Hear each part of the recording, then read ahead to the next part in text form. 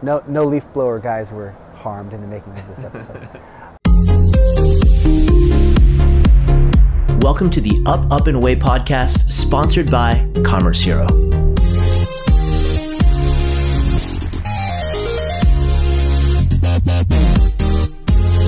Commerce Hero Daily number 32. Stephen Nam, how are you, my friend? I am doing very well. That's Stephen with a PH. No, I'm kidding. No, it's not. Front. Don't front. You're not fancy. I've always wanted to be You're not Stefan. fancy like that. Stefan Did you really? from Family Matters. I had a huge crush on Laura Winslow as a kid. I so believe that. You believe that because you could dig it too, or nah? I can't remember. You see me like that. I see you like that. I see you like that. Yeah, I see you like that. Okay. I can only vaguely remember who that is, who that character is. Oh, come on. Steve Urkel? Urkel, You I watch remember. Family Matters? Oh, Okay. yeah, I remember Urkel. Okay. I remember Urkel, for Laura's sure. the love interest. Okay. Okay, this was way off topic. What are we talking about We're today, off Caleb? topic. What are we talking about today? Okay, so last episode we talked about like loyalty to your company and basically like why you shouldn't feel like you always have to be loyal. And then I felt sort of guilty about that because obviously since Commerce Hero is kind of in the recruitment business, you know, we're incentivized when people leave their company, we make money, unfortunately. Unfortunately, you make money? Unfortunately. So I thought I want to do the opposite take on it and talk about some reasons why you should stay at your company. Sure. And so that was the topic for today. Well, and not just for the sake of like trying to feel like a better person, but because there's good reasons on both sides. Totally, yeah. There's good reasons, and I think there's cases where people leave their company when they shouldn't, or maybe it's premature. By the way, there's like a leaf blower in the background here, so I hope the sound isn't that bad. Let me know if it's really bad, and then I'll go over there and like kill the leaf blower guy. Sure, well, I can hear you fine. No leaf blower guys were harmed in the making of this episode. So yeah, like I completely forgot what I was talking about, but if you know, I think there's definitely reasons to stay at your company, and I think people can sometimes leave prematurely.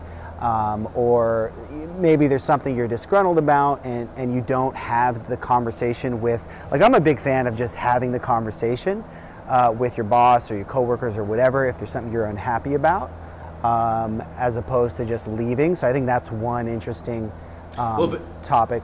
Yeah, definitely. But just always having the conversation, like, I mean, there shouldn't, I mean, ideally there's always some kind of open dialogue, or you shouldn't feel intimidated to approach the boss or totally, supervisor, yeah, or whatever it is about what's going on.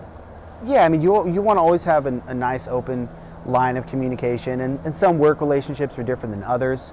You know, some people are super close with their boss and talk about everything, go out to the pub after work and things like that.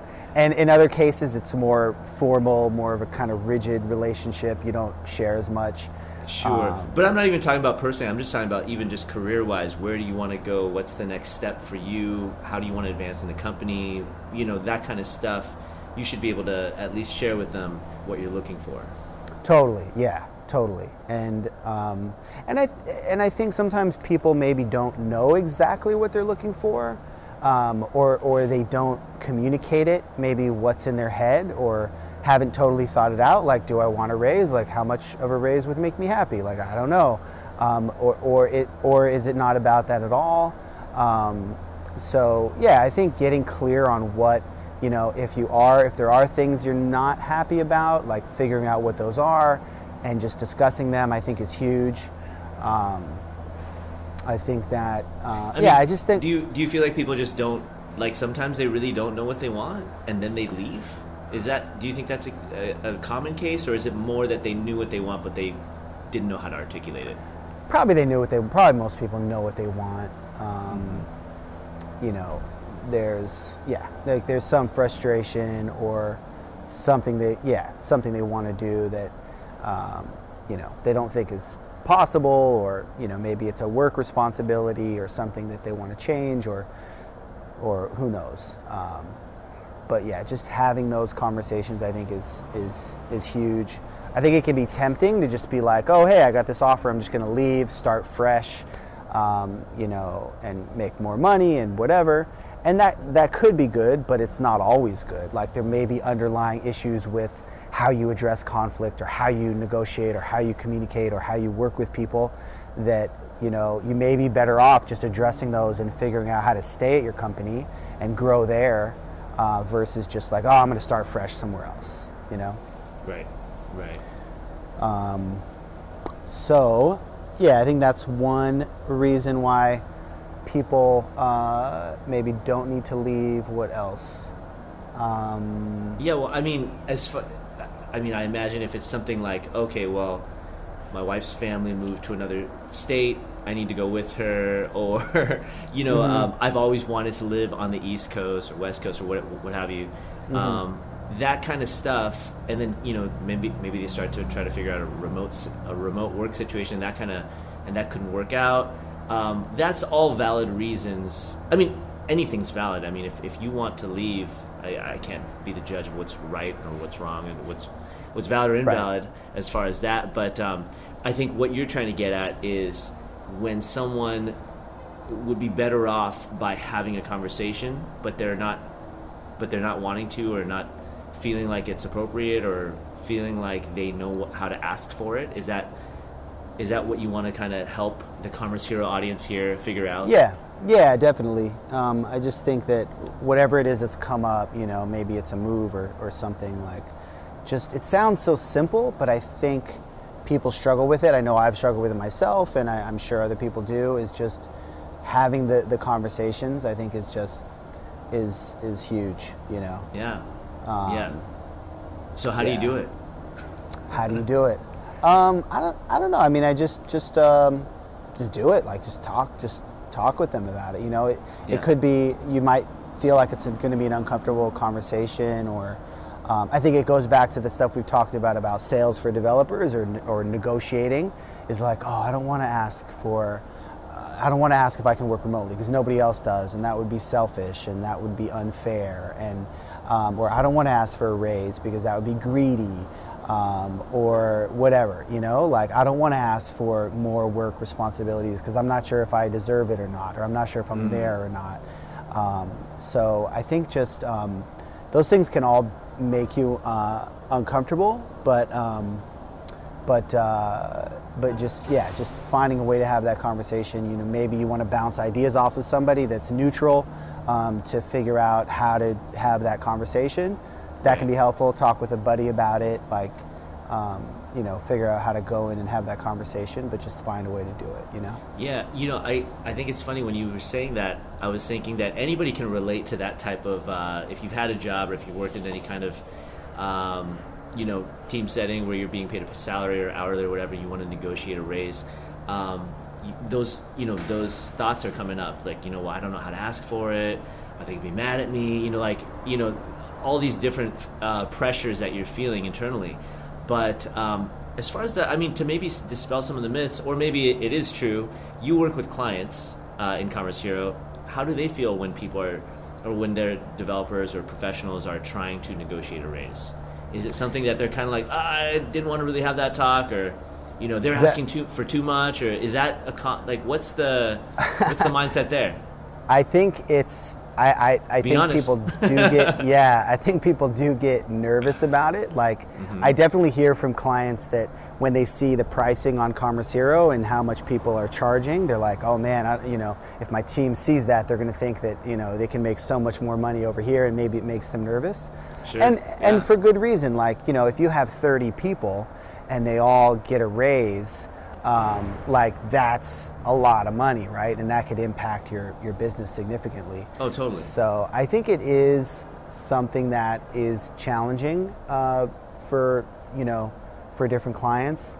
At the same time, you know, sometimes it's a no-brainer. Like, sometimes, you know, they're like, hey, I want a raise of X, and they're like, it's totally worth it, done, like it's a no-brainer. In other cases, it's you know, it varies. Like, to be completely honest, it varies. Like, people's productivity varies a lot. The perception of people's productivity varies a lot. So there's other cases where they might say, look, sorry, man, I can't justify it. Like, if you want to go somewhere else, you can go somewhere else. But so I think there's no, like, rule that applies to everybody. Totally. Yeah, So it is something. I mean, I want to like encourage people to have the conversation, but if it is something that could be a little tricky, it's not something that everybody's necessarily going to always say yes to.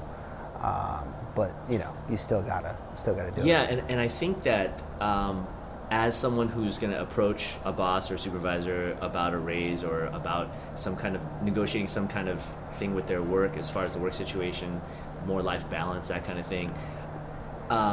You know, there's that common thing about, well, what are they going to think of me? Is this going to hurt my career? All that kind of stuff. But remembering the other side, the client in your case, but you know, just your boss is human, just like you.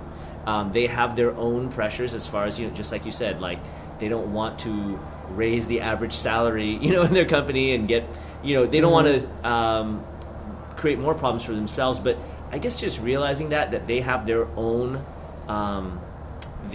pressures that they're working with, and assuming that your boss isn't, you know, someone who's just totally like seems like who they just want to keep you down kind of thing. But if they are genuinely interested in your own growth personally, they're genuinely interested in maximizing, you know, your development and who you are, and your work enjoyment, you know, I don't think it's such a horrible thing to have that conversation with them. It doesn't mean that you can just get anything you want. And the same thing, like for them, like it's not like they can just take advantage of you. But if you guys were to actually still have the conversation, you can still come to a mutual agreement, or at least more of a middle ground on what you're looking for, and see if that can work out. I think that the unfortunate thing is when people think, oh well, my boss is just going to be unreasonable about it. Oh, there's no way he would ever entertain that idea. Or, you know, he might start to think of me differently. If you can figure out how to approach it, just, you know, obviously in an honest way, but strategically, and also taking into consideration the pressures that they're dealing with as someone who's trying to keep the company afloat, you know. I think that if you're sympathetic, they'll be sympathetic as well with you. Yeah, and like ultimately, like you're saying, they're just a person. They have sort of inputs and outputs. They have challenges they're trying to solve. They have income, you know, they have expenses, income and expenses. So how can you make it make sense for them? So maybe, and if you can strategically make it make sense, like, hey, here's the extra responsibilities I want to have. That's why I want to justify this raise. Or maybe you tie it into sales, like, hey, I can bring some projects in, or I can, you know, here's how I improved efficiency over the past 6 months or the past year, and here's where that justifies it. Yep. I think to the extent you can do that and understand, like, they're just a person, like, have empathy for where they're at. They're trying to run a business and the challenges they have, and how you can address those. Yeah, definitely. Like, I think that's the way to do it. That's the way to do it.